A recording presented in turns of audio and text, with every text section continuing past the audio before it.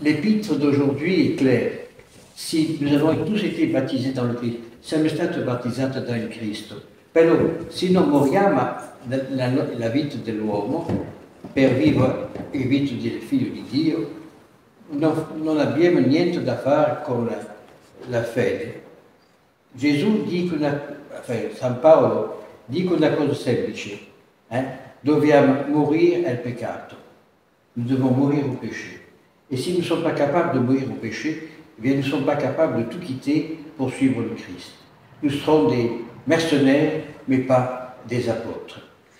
Quando noi vogliamo vivere a nostro modo, siamo fuori del Vangelo. Quando vogliamo vivere e non siamo capaci di morire a se stessa, noi vogliamo faire la gloria, Dio toglie la grazia. Si quand on veut jouer à la gloire, qu'on se croit supérieur aux autres, Dieu nous enlève la grâce. Et sans la grâce, on meurt. L'évangile d'aujourd'hui, c'est la transfiguration de l'Eucharistie. Car par le baptême, si nous n'avons que le baptême, on ne peut pas grandir dans l'amour de Dieu.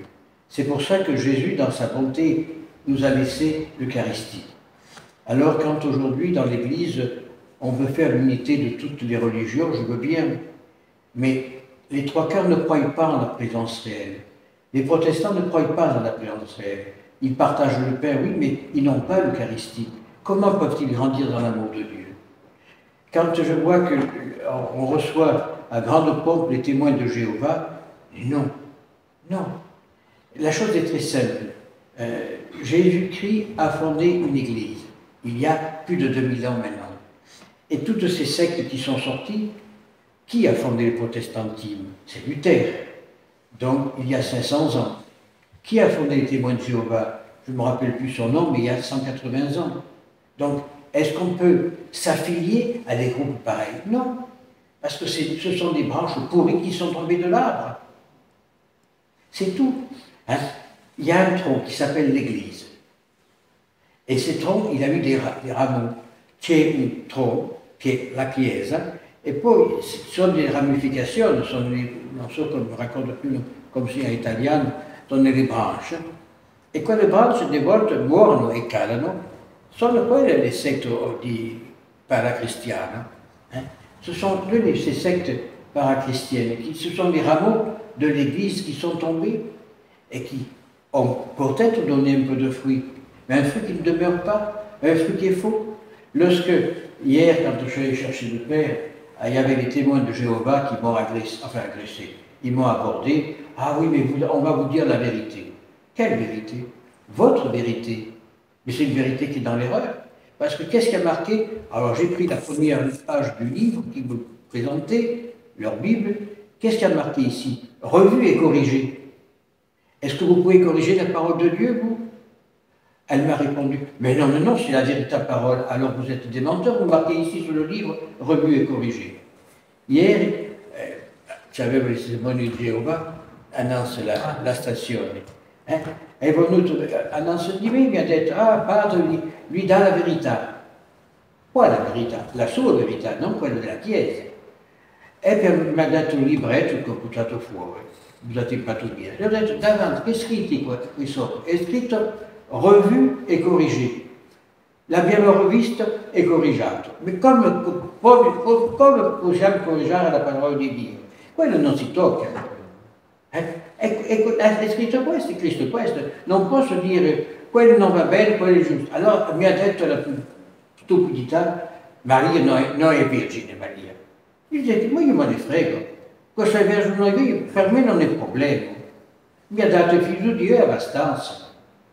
Poi Dio ha detto che era vergine prima e dopo, credo che mi ha detto Dio. E voi chi siete per dire il contrario? Elle me dit, ah oui, mais Marie n'est pas vierge. Je dis, mais moi ça m'est égal, qu'elle soit vierge ou pas, ce qui me compte pour moi c'est qu'elle m'a donné le Fils de Dieu. Mais non, c'est pas à moi qu'elle te comptera, c'est à Dieu. Et Dieu m'a dit qu'elle était vierge avant, pendant et après, ça me suffit. Mais si vous dites le contraire, prouvez-le. Alors oui, mais on dit les frères de Jésus, ah oui, mais vous êtes noire, madame, vous êtes d'origine africaine. Oui, alors vous savez que quand on dit dans votre pays, les frères, c'est les cousins germains et tout. Oui, c'est vrai. Alors, et vous voyez, vous le reconnaissez, vous ne connaissez pas la vérité de l'autre côté. Donc, vous voyez, vous êtes dans l'erreur. Elle m'a dit, ah, il vaut mieux arrêter de parler parce que ça ne va pas aller. Si. Fermiamo di parlare, è lei che ti dà delle bugie, no? È una cosa pazzesca. Per questo che sto dicendo sempre, noi dobbiamo sempre imparare la parola di Dio. Dobbiamo sempre avere molte istruzioni per andare a parlare con quella gente lì. Se siamo qua per cointalare e poi non sappiamo dire niente, passiamo per dei scemi e facciamo passare la Chiesa per scemi. Si nous ne sommes pas capables de répondre à l'appel des gens, que sommes laissés lieux vides, et bien, au lieu de faire du bien, on fait du mal, et à nous et à l'Église.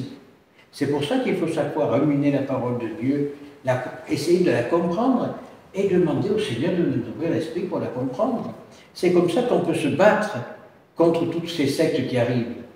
Moi, je n'ai rien contre personne, mais on avait ici une famille le monsieur est parti à fonder la bergerie, un groupe protestant, parce que chez eux, bon, les pasteurs, ils naissent comme naissent les petits pois dans le jardin. Eh bien, mais comment il est une histoire, donc nous parlons en histoire quelquefois quand je se vois, mais comment tu peux créer une église? Ah oui, mais parce que Rome n'est plus dans la vérité. C'est toi qui le dis. Parce que Rome est la maîtresse de la foi. Maintenant, que la foi a dévié, ça c'est un autre problème. Mais toi tu as dévié. Toi tu emmènes les gens vers le diable. Et, ah non, non, mais alors il revient toujours sur les paroles de l'évangile, les frères et les sœurs. Non, non. Il faut comprendre la parole de Dieu. Il faut comprendre. Et puis, une autre question, je lui ai dit, mais si il est vrai que Marie a eu d'autres enfants, pour quelle raison, au pied de la croix, Jésus n'a pas dit à sa mère, va voir mes frères et sœurs? Non, il a dit à Jean, prends Marie chez toi. Alors, déjà là encore, ça démontre que ces gens disent n'importe quoi. Parce qu'ils n'ont pas lu la parole. Ils lisent l'évangile à leur mode. Et ce qui les dérange, ils les enlèvent. C'est pour ça que tout ce qu'ils donnent, c'est revu et corrigé. Alors nous, ne voyons pas les corrections qu'il y a regardons ce qui est écrit par l'Église. Lisons la Bible de Jérusalem, qui est à peu près la meilleure traduction que nous avons aujourd'hui, où il faudrait retrouver la Bible du maître de Sassy. Mais quand on a en main une Bible de Second, elle est fausse. La Bible de Second est fausse, parce qu'elle est revue et corrigée. Il faut prendre la Bible de Jérusalem, la tombe, à la rigueur. Là, il y a de traduction, elle n'est pas mauvaise comme traduction, mais lisons la Bible. Soyons capables de commencer par le début jusqu'à la fin. Ah, c'est vrai qu'il y a des passages qui sont un peu bizarres dans la Bible. Hein? Quand on dit que Jonathan et David, ton amour me voyait mieux que l'amour des femmes, mais ça, il ne faut pas le lire dans le sens littéraire. Il faut savoir que c'était des militaires qui combattaient ensemble, donc ils ont donné une image. Tout ça, on le sait si on apprend la Bible, si on apprend l'exégèse. Mais on a de quoi répondre.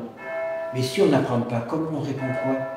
Se non imparare l'exégèse, se non leggiamo la Bibbia, se non facciamo le letture con alla vista delle padri della Chiesa, non possiamo prendere la difesa della Chiesa, non possiamo prendere la difesa di Dio. Alors, prions pour que le Seigneur infuse dans notre cœur la volonté d'apprendre et surtout nous permette de comprendre la parole de Dieu pour mieux l'enseigner à nos frères, ainsi soit-il.